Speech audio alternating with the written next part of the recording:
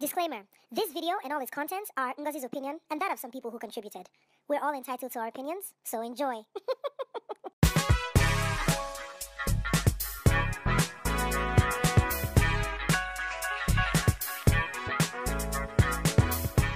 Hello, everyone. Welcome once again.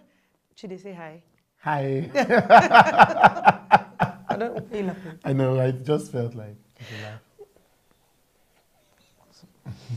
My name is Ngozi and welcome to another episode of the Ngee Show.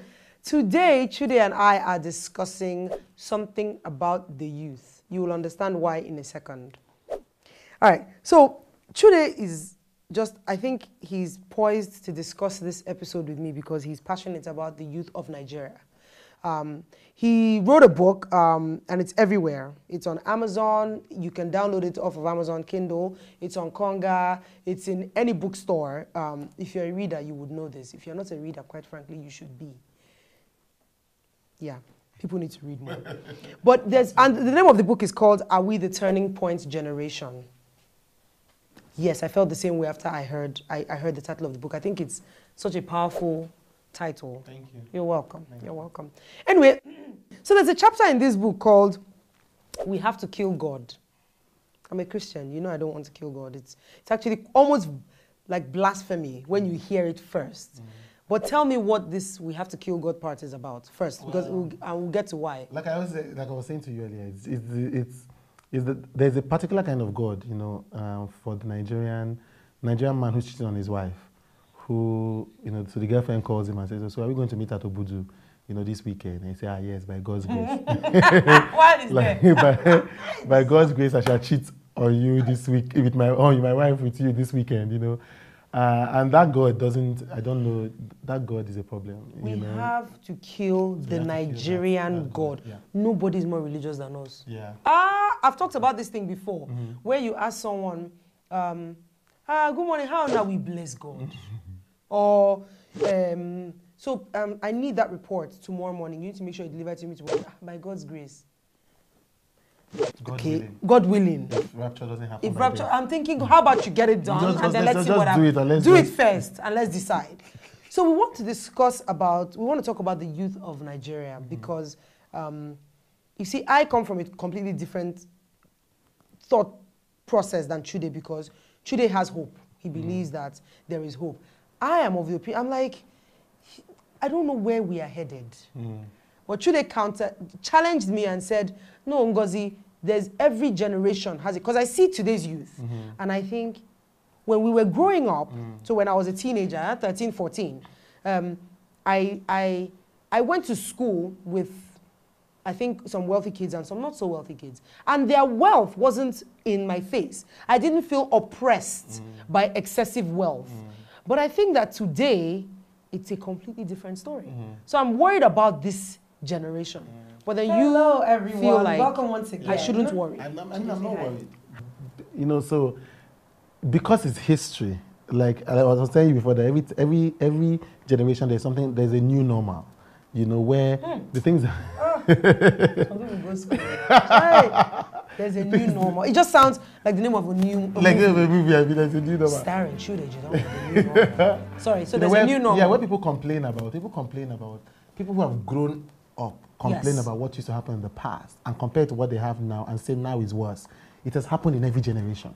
You know, when we were growing up, wearing trousers was seen as the biggest, deepest example of moral corruption for a girl, you know. You can remember, you know, and some parents just couldn't understand how a girl could wear trousers, you know, how a boy could. And for us then, as young people, we didn't understand what they were talking about. Just what they were talking about, okay, you know. Okay, so, fair and then enough. It became the new normal. It wasn't intrinsically a problem with our morals. It was just the way that we were. Now, of course, what happens is that usually the people who do these things first, it's like hip-hop and any other culture, are usually the people who push boundaries, are usually the people who are troublesome, you know, who have no boundaries, usually. And that is this jet age. Yeah, so they help to push. Then the rest of us follow, then we normalize it. The new normal. You know, that's, I mean, that's how. I hope you've learned something today. I know this is the example of people abuse Davido and say, oh, Whiskey, oh, they're singing about Bom Bom, singing about this. What was Shina Peter singing about? No, excuse me. What is it? Afro-Juju, No, oh, for sure. Oh yeah, shake something. There was every body part inside. Roll, yes. All kinds of things. The only difference is that we are singing it earlier now. Because some people have to be like 30. But what?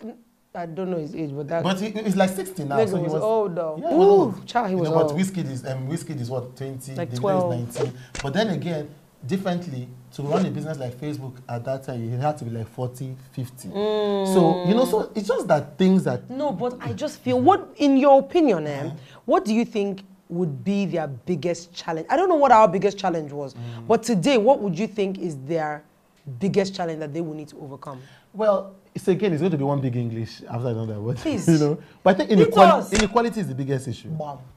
Because inequality, so you were talking about when you were in school, people who were wealthier didn't oppress you. Now, really? I don't... Yes, now it's a big problem because the inequality gap has widened. So the rich have gotten richer, the poor have gotten poorer.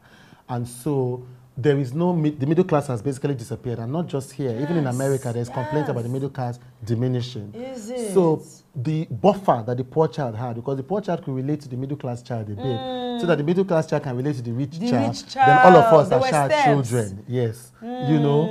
But now, now it's the difference is so stark that it's easier to oppress. Yes.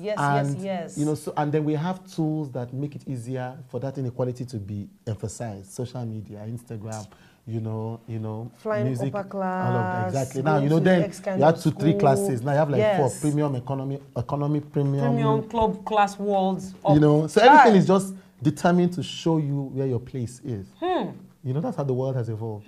Even on Instagram, the number of likes you get on a photo says how is supposed to you let you know where your place is in the hierarchy. The number of followers you have, the number of likes you have on your page. Inequality. It's inequality. Okay, but then see, when I say the youth, we're talking. I saw a video recently where somebody went to a university and was asking young ladies, how many boyfriends should a girl have? So now I'm going into the culture of it. How many boyfriends should the girl have? And for all of them, it was like, at least 3. Want to buy me a recharge card. And they were not playing. They were not joking. It was not a spoof. It was not candid camera. They were serious. 3 at least. Want to buy me this, want to buy me that. And I'm thinking, when we were young, maybe they were Ron's girls. But now, today, it is like the new normal. Yeah, exactly. And so my fear, again, going back to what you were saying, is what happens to this generation in 15 years. That's my big... I fear for the youth in Nigeria. Well, I don't fear that much because I think that it will normalize. Now, why I think so is because look back, did we do worse than our parents? And did our parents do worse than their parents before them? Because they say, for instance, they say Nigeria is getting bad. Nigeria didn't start getting bad. Nigeria began to get bad from the moment they handed the country over to Azikiwe. Yes, there was already the corruption. If you watch Half of a Yellow Sun, for instance, the corruption began from... Immediately we were handed over the country. Corruption began, bribery, using connections for offices, bad governance. So it's not because we came in and we're worse than those before us. We're just continuing a cycle of bad. So record what you just heard. You will need it. So that's what it is. So I don't fear. I fear to the extent that the next generation will continue the cycle. Not that the next generation will have its own peculiar badness. But what about education? What about education? So it is that same. Like if today we have a good government that rejuvenates, re-energizes the education system, changes, from pedagogy to equipment, we will say a remarkable change. Like what I'm about is that there is nothing intrinsically in the generation that makes it bad. It is what it confronts. So we don't need to do this episode now. No, we need to, because the question now comes into the thing that makes generation bad is out of its control. So the pressure is to put pressure on those who have control over those things to make them better. Which is, I always say, for example, people say the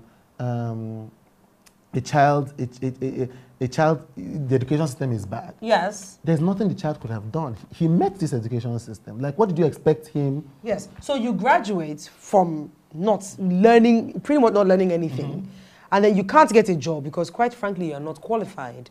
You come into an interview and I'm looking at you like, what did you say you were about to do? No, it's sorry. Like you're doing interviews, you're just depressed. Interviews for me are a state of depression. Job interviews. Yes. You know? Like I was talking about. You are the interviewer. Yes. Yes. Yeah, I'm talking like now you can't like if you get half of a qualified person, you are like the left side is qualified, the right side is not. Just be grateful. Go ahead. But what you're saying is that it's not their fault. It's not their fault. Like so they can do something about it. Okay. But it's not their fault. So for instance, let me give an instance. I don't credit the Nigerian education system for my education. I credit my mother and my father for my education, which means that I was lucky one to have two parents who were educated up to university level. I had a mother who was an English teacher, so my English had to be solid. I grew up in an atmosphere of books. Yes. I was reading, I read Interpreters by Relation in Things Fall Apart before I was 10. Yes. Oh, stop. So we read. It's possible that I don't know what they're reading today, but we had Things Fall Apart. We had The Gods Are Not to Blame. Where did you have them? In the house? Yeah, okay, exactly. Okay, wait, okay. No, in school. No, I read them. What school? Yeah. Go. Yeah, okay. Exactly. I went to Vivian Fowler Secondary School, but yeah. That's the thing. Like some of these people literally are born into rots. You know, so I mean, if my parents were not educated and they were not rich, they were not even middle class, they were like lower middle class, just near. You know, so lower middle, just near. You know, so my parents are not wealthy, but they were educated. Luckily enough for me, and so I had books. If I had not had, if I hadn't had educated and exposed parents, I would have ended up like any other young person with a bad education. Like I was literally just lucky. Yes. Even I realized that was abrupt, but 19 minutes, which is the actual length of this episode, is entirely too long.